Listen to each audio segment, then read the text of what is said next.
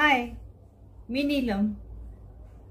सावली care centre Kolhapur यांच्या वतीनं सर्व धर्मजातीमधील सर्व लोकांसाठी जी काय अत्यंत सुंदर सेवा दिली जाते त्याबद्दल सावली केअर सेंटरचे किशोर देशपांडे हे आपणाला त्याबद्दल सर्व माहिती देतील आणि तेच मी तुम्हाला आता पुढच्या व्हिडिओमध्ये दाखवणार आहे. तर आपण त्याचा जरूर आनंद घ्या, लाभ घ्या.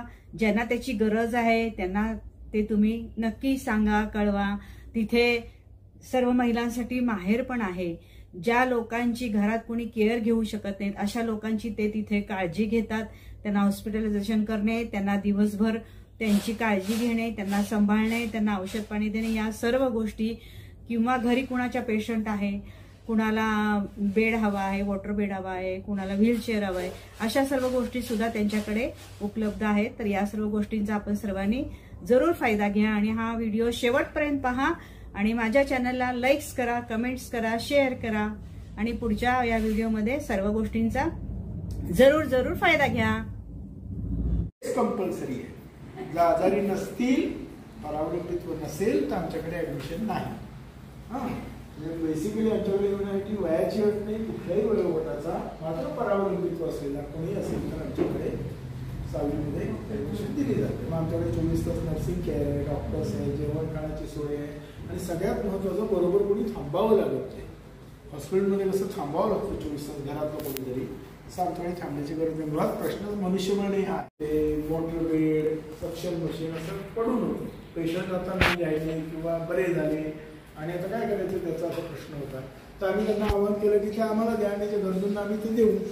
आणि अशा रीतीने त्याची बँक सुरू झाली आणि तो व्यवहार सुरू झाला. मात्र हे सगळं साहित्य पूर्णपणे फ्रीमध्ये आम्ही देतो, कुठलेही त्याचं भाडं आकारलं होत ना. आपण भिकारीमुक्त शहर करूया असा आम्ही एक संकल्प सोडला. 3 प्रकारचे भिकारी असतात. एक आहे ते जेन्युइन, जे मनोरुग्ण आहेत, विकलांग आहेत, त्यांना भीक मागण्याशिवाय पर्याय नाही असे.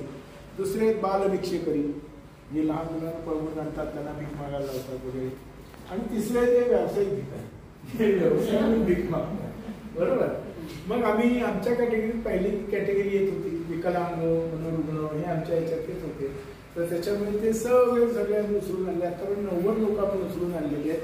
आज आम्ही अभिमानानं सांगू शकतो की कोल्हापूरच्या रस्त्यावर एकही मनोरुग्ण, एकही विकलांग भिकारी दिसत नाही. पूर्ण वेळ म्हणजे दिवसातून 8 तास, आठवड्यातून 6 दिवस. आणि तिथे फुल फ्लेज जसा रेग्युलर दवाखाना असतो तसा दवाखाना चालवला जातो. त्या दवाखान्यात सगळी औषधं, गोळ्या, इंजेक्शन सगळं उपलब्ध असतं जे मागून दवाखान्यात असतं. आता ही सर्व्हिस फ्री द्यायची का तर नाही, किंवा त्याची किंमत राहत नाही. आम्ही 1 रुपया रोज असा त्याचा दर ठरवला. कोणाला परवडणार आहे, बरोबर आहे. तर मग 1 रुपया रोज या दरामध्ये ते दवाखाने सुरू झाले. 365 रुपयाचं कार्ड बनतं आणि त्याच्यात पूर्ण वर्षभर त्या व्यक्तीला औषधं, गोळ्या, इंजेक्शनापासून सगळी सर्व्हिस उपलब्ध केली जाते.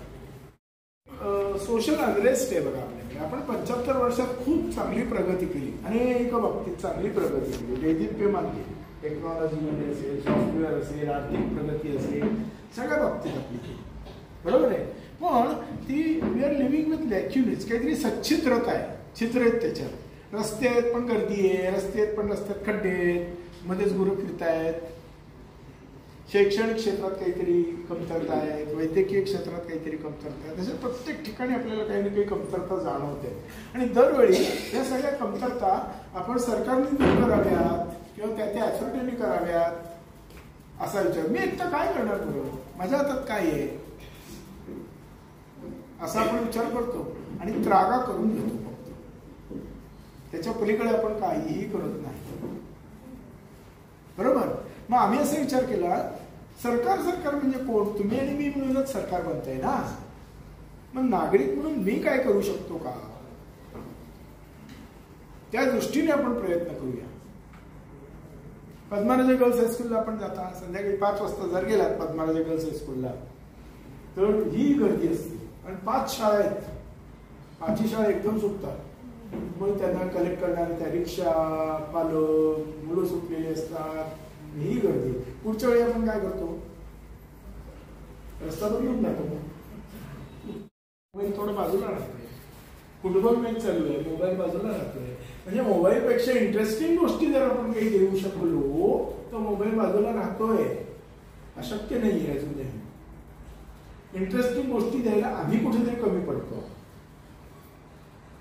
आम्ही त्यांना मोबाईल वापरू नको मग काय कर, याचं उत्तर नाही देऊ शकत आहोत.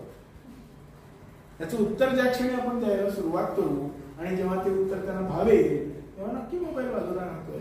मग त्यासाठी काय काय करता येईल या दृष्टीने आमचं प्रयत्न सुरू झाले. आपण हॅपी स्ट्रीट अरेंज केली. गेली 2 वर्ष आपण हॅपी स्ट्रीट करतो आहोत. हॅपी स्ट्रीटमध्ये आम्ही अशा अनेक गोष्टींचा अंतर्भाव करतो की ज्या मोबाईलपेक्षा इंटरेस्टिंग आहेत.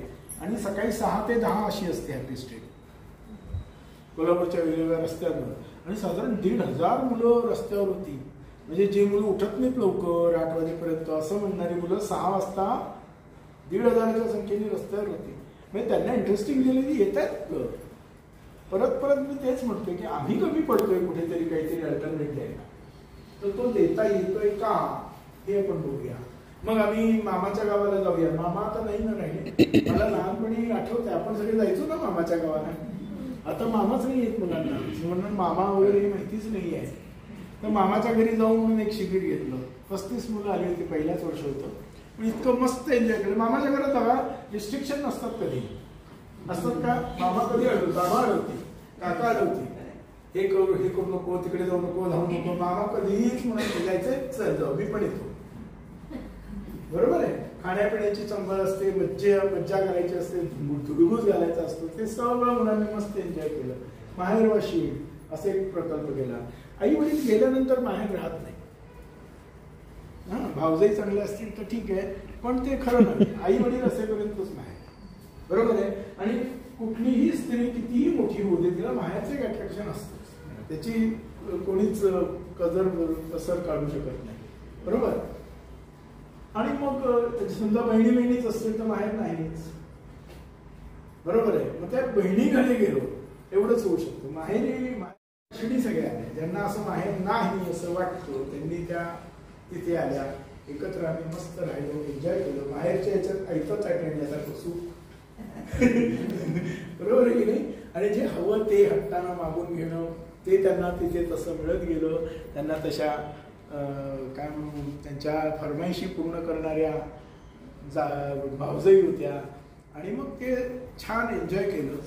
आणि जे पाहिजे ते त्या दिवसांमध्ये त्यांनी केलं. घरी गेल्यानंतर आई काय देते, रिकामी आहे आज आणि ती खास राखीव आहे. तुम्ही कधीही तुमच्या नवऱ्याची भांडा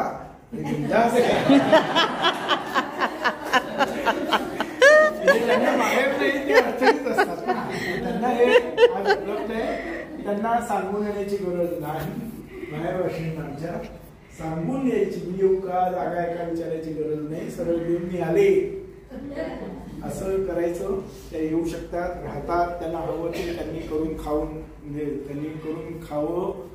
आमच्या बोलकी पुस्तके आणि सप्तरंग 594 या दोन्ही माझ्या चॅनलला सबस्क्राईब करा. त्याचा आनंद घ्या, शेअर करा, कमेंट्स करा आणि असेच माझे छान छान व्हिडिओ बघत राहा. थँक्यू.